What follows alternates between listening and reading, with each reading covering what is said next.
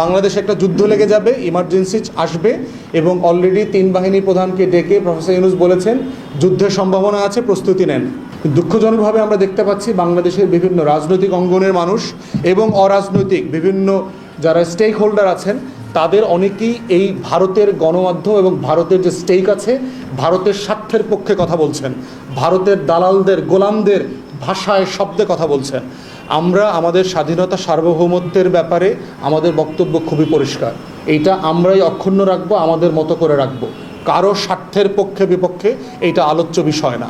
চায়নাকে নিয়ন্ত্রণ করবার জন্য তারা একটা যুদ্ধ চাপিয়ে দিতে চায় এবং এই ছায়া যুদ্ধটা তারা করবে হচ্ছে এই আমাদের রাখাইনের সাথে যে বাংলাদেশ সীমান্তটা আছে এই সীমান্তকে কেন্দ্র করে এখানে অবৈধ অস্ত্র দেবে, দিয়ে সিরিয়ার মতো একটা গৃহযুদ্ধ লাগাবে, লেবাননের মতো লাগাবে, ফিলিস্তিনের মতো ঝামেলা করবে, এখানে লিবিয়ার মতো করবে, ইউক্রেনের মতো করবে।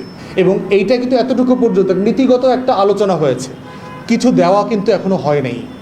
এবং এই দেওয়ার আগেই ইন্ডিয়ান মিডিয়ার মাধ্যমে বাংলাদেশের রাজনীতিবিদ এবং রাজনৈতিক দলগুলোকে খেপায় ফেলছে যে এই যুদ্ধ চলতেছে, এই যুদ্ধ চললে জুনের পরে ইউনূস যাবে না, এইখানে প্রক্সি ওয়ার শুরু হবে। প্রক্সি ওয়ার শুরু হবে কি হবে না এটা তো আমরা নিজেরা আলাদা করে আলোচনা করব, সেটা ভারতের বুদ্ধিতে আলোচনা করতে হবে কেন। এবং দেখেন একইভাবে ভারত আরেকটা তার লেখাজোখার মাধ্যমে একটা বিতর্ক তৈরি করেছে যে বাংলাদেশ সরকারের জাতীয় নিরাপত্তা উপদেষ্টা ডক্টর খলিলুর রহমান নাকি আমেরিকান সিটিজেন এবং বাংলাদেশের সশস্ত্র বাহিনী নাকি একজন বিদেশি নাগরিকের সাথে কাজ করবে না, তাদের নাকি আত্মবিশ্বাস নাই, আস্থা নাই এই ব্যাপারে। এটা আবার ভারতীয় গণমাধ্যম বলে দিচ্ছে, ভারতীয় সেনাবাহিনীর আমাদের সেনাবাহিনীর বরাত দিয়ে। এবং এইটা আবার বাংলাদেশের রাজনীতিবিদরা বিভিন্ন দলের নেতাকর্মীরা এগুলো বক্তব্যে বলছে। প্রশ্ন হচ্ছে আমার স্বাধীনতার প্রশ্ন, আমার সার্বভৌমত্বের প্রশ্ন আমি আলাদা করে আলোচনা করব। এটা ভারতের গণমাধ্যমের শিখায় দেওয়া বক্তব্য তো আলোচনা আমার করবার দরকার নাই। জাতিসংঘের সাথে বাংলাদেশ সরকারের আসলে কি আলোচনা হয়েছে? আপনাদের মনে থাকার কথা যে রোহিঙ্গা ইস্যুটা কিন্তু অলমোস্ট মৃতপ্রায় হয়ে গেছে হাসিনার আমলে। শেষ দিকে এসে সারা দুনিয়ার যে এইড ছিল রোহিঙ্গাদের জন্য $16 থেকে এটা কেটে কেটে 12, 10, 8 এখন শুনলাম রিসেন্টলি $6 করে দেবে রোহিঙ্গাদেরকে পার ইন্ডিভিজুয়াল। এই বাস্তবতায় রোহিঙ্গাদের ইস্যুটাকে কিন্তু উনি আবার আন্তর্জাতিকভাবে গুরুত্বের সহকারে বিবেচনা করবার জায়গাতে নিয়ে আসছেন। জাতিসংঘের মহাসচিব থেকে শুরু করে জাতিসংঘের যারা রিফিউজি কমিশনার আছেন তারা কিন্তু বাংলাদেশ সফরে এসছেন এবং বাংলাদেশের মতো দেশে জাতিসংঘের মহাসচিবরা কখনো আলাদা করে সফর করতে আসেন না।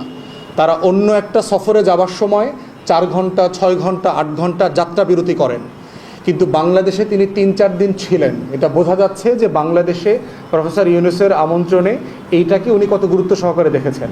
এরপরে প্রফেসর ইউনূস সহ জাতিসংঘের মহাসচিব কিন্তু আপনার রোহিঙ্গাদের রেফিউজি ক্যাম্প ভিজিট করতে গেছেন, সেখানে তিনি রোজা পর্যন্ত রেখেছেন ওই দিন এবং রোহিঙ্গাদের সাথে ইফতার করেছেন। প্রফেসর ইউনূস তার নিজের চিটাগাঙ্গিয়ান ভাষায় বলেছেন যে আমরা আশা করছি আগামী ঈদ যেন আপনি আপনার এলাকাতে গিয়ে করতে পারেন, সেটার জন্য আমরা চেষ্টা করব। অতএব সেই বাস্তবতায় যেটা করা হচ্ছে আপনারা জানেন যে ওই পাশটাতে কিন্তু এখনও মারামারি চলছে, প্রচুর নৃশংসতা চলছে রোহিঙ্গাদের উপরে। আরাকানের বিভিন্ন অঞ্চলে এখনও তাদের বাড়িঘর জমিজমা জ্বালিয়ে দেওয়া হচ্ছে এবং রোহিঙ্গারা আছেন এখন চরম বিপদে। সে কি বার্মিজ সরকারের পক্ষে যুদ্ধ করবে না যারা বার্মিজ সরকারের বিপক্ষে যুদ্ধ করছে, যে ব্রাদারহুড আছে, এখানে আরসা আছে, আরাকান আর্মি আছে, কার পক্ষে যুদ্ধ করবে? তো যেই গ্রাম দখল করে সে ওইখানকার ছেলে মেয়েদেরকে তার পক্ষে যুদ্ধ করবার জন্য বাধ্য করছে। এই বাস্তবতায় যারা অস্বীকার করছে তাদের আবার বাড়িঘর গ্রাম জ্বালিয়ে দিচ্ছে এবং প্রতিনিয়ত রোহিঙ্গারা পালিয়ে বাংলাদেশে চলে আসছে। বাংলাদেশ সরকার জাতিসংঘের সাথে আলোচনা করছে যে ওইখানে রোহিঙ্গাদের গ্রামের ভিতরেই একটা সেফ জোন করা যায় কিনা, যেখানে রোহিঙ্গাদেরকে পালায় আর বাংলাদেশে রিফিউজি ক্যাম্পে যেন আসতে না হয়। কারণ আপনি জানেন যে সংখ্যাটা বাড়লে বাংলাদেশের জন্য বোঝা বাড়তেছে। তো সেইখানে একটা রিফিউজি ক্যাম্প যদি করা যায়, যেই ক্যাম্পটা জাতিসংঘের তত্ত্বাবধানে চলবে এবং তাদেরকে তো আবার এইড দিতে হবে। এই যে জাতিসংঘ আমাদের রোহিঙ্গা ক্যাম্পে যে প্রতি মাসে খাবারটা দেয়, এই খাবারটা তো ওই পাশের ক্যাম্পেও দিতে হবে যদি করতে হয়। তাহলে সেই ক্যাম্পের খাবারটা কিভাবে দেবে? সেই খাবারটা পৌঁছানোর জন্য বাংলাদেশ সরকার বলেছে যদি বাংলাদেশে সীমান্ত দিয়ে সেখানে খাবারটা পৌঁছাইতে হয়, ওষুধটা পৌঁছাইতে হয়, সেইটার জন্য বাংলাদেশের অন্তর্বর্তীকালীন সরকার রাজি আছে এবং প্রস্তুত আছে। এতটুকু। এখন এটার ম্যানেজমেন্ট কী হবে সরকার বলেছে সেটা হচ্ছে যে এখানে টোটাল সিকিউরিটি বর্ডার বাংলাদেশ নিয়ন্ত্রণ করবে। জাতিসংঘ শুধু হচ্ছে এইডের ডেফিনেশনে যে শরণার্থী শিবিরে কি কি খাবার যেতে পারে, খাদ্য, বস্ত্র, আপনার ঔষধ, এরপরে হচ্ছে ট্রিটমেন্ট যে সামগ্রী আছে, এর একটা তালিকা আছে। এই তালিকাটাই শুধু জাতিসংঘের ব্যানারে ভিতরে যাবে। এবং এইটা কিন্তু এতটুকু পর্যন্ত নীতিগত একটা আলোচনা হয়েছে, কিছু দেওয়া কিন্তু এখনও হয় নাই। এবং এই দেওয়ার আগেই ইন্ডিয়ান মিডিয়ার মাধ্যমে বাংলাদেশের রাজনীতিবিদ এবং রাজনৈতিক দলগুলোকে খেপায় ফেলছে যে এই যুদ্ধ চলতেছে, এই যুদ্ধ চললে জুনের পরে ইউনূস যাবে না, এইখানে প্রক্সি ওয়ার শুরু হবে। প্রক্সি ওয়ার শুরু হবে কি হবে না এটা তো আমরা নিজেরা আলাদা করে আলোচনা করব, সেটা ভারতের বুদ্ধিতে আলোচনা করতে হবে কেন। এবং দেখেন একইভাবে ভারত আরেকটা তার লেখাজোখার মাধ্যমে একটা বিতর্ক তৈরি করেছে যে বাংলাদেশ সরকারের জাতীয় নিরাপত্তা উপদেষ্টা ডক্টর খলিলুর রহমান নাকি আমেরিকান সিটিজেন, এবং বাংলাদেশের সশস্ত্র বাহিনী নাকি একজন বিদেশি নাগরিকের সাথে কাজ করবে না, তাদের নাকি আত্মবিশ্বাস নাই, আস্থা নাই এই ব্যাপারে।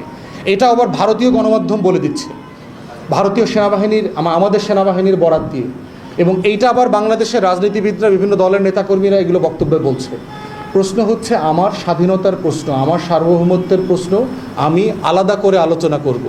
এটা ভারতের গণমাধ্যমের শিখায় দেওয়া বক্তব্য তো আলোচনা আমার করবার দরকার নাই। আর ডক্টর খলিলুর রহমান আমেরিকান নাগরিক না, এটা উনি পরিষ্কার করেছেন। বাংলাদেশের সরকারের একজনকে যদি দায়িত্ব দেওয়া হয়, যে দায়িত্বের অংশ হচ্ছে অন্যদেরকে তার কাছে রিপোর্ট করতে হবে, সেই রিপোর্ট করাটাও আবার তাদের দায়িত্ব। অতএব এটা হচ্ছে ডিসিপ্লিন ফোর্সের কাছ থেকে কাম্য যে অন্তর্বর্তীকালীন সরকারকে তারা সাহায্য করবেন, সবাই মিলে বাংলাদেশের পক্ষে আমরা কাজ করব। দুঃখজনকভাবে আমরা দেখতে পাচ্ছি বাংলাদেশের বিভিন্ন রাজনৈতিক অঙ্গনের মানুষ এবং অরাজনৈতিক বিভিন্ন যারা স্টেক হোল্ডার আছেন, তাদের অনেকেই এই ভারতের গণমাধ্যম এবং ভারতের যে স্টেক আছে, ভারতের স্বার্থের পক্ষে কথা বলছেন, ভারতের দালালদের, গোলামদের ভাষায়, শব্দে কথা বলছেন। আমরা আমাদের স্বাধীনতা সার্বভৌমত্বের ব্যাপারে আমাদের বক্তব্য খুবই পরিষ্কার, এইটা আমরাই অক্ষুণ্ণ রাখবো, আমাদের মতো করে রাখবো, কারো স্বার্থের পক্ষে বিপক্ষে এইটা আলোচ্য বিষয় না। এবং সেজন্যই শুরুতে আমাদের নীতিমালার প্রশ্ন বলেছি যে আমরা বাংলাদেশকে, আমাদের সীমান্তকে কোনো প্রক্সি ওয়ারের ফিল্ড হইতে দেব না। এটা যেমন সত্য, রোহিঙ্গাদেরকে সাহায্য করা, তাদেরকে মানবিকভাবে আশ্রয় দেওয়া, তাদেরকে নিরাপত্তা এবং সম্মানের সাথে প্রত্যাবর্তনের জন্য চেষ্টা করে যাওয়া, এই চেষ্টাও আমাদেরকে অব্যাহত রাখতে হবে। এই সবগুলো মিলেই হচ্ছে আমাদের জাতীয় নিরাপত্তা যে নীতিমালা, এটা কাজ করতে হবে।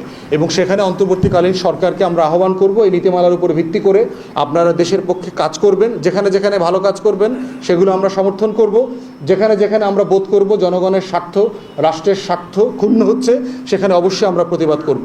তো এই হচ্ছে আমাদের সামারি আজকের মানবিক করিডোর এবং বন্দরের বিষয়ে।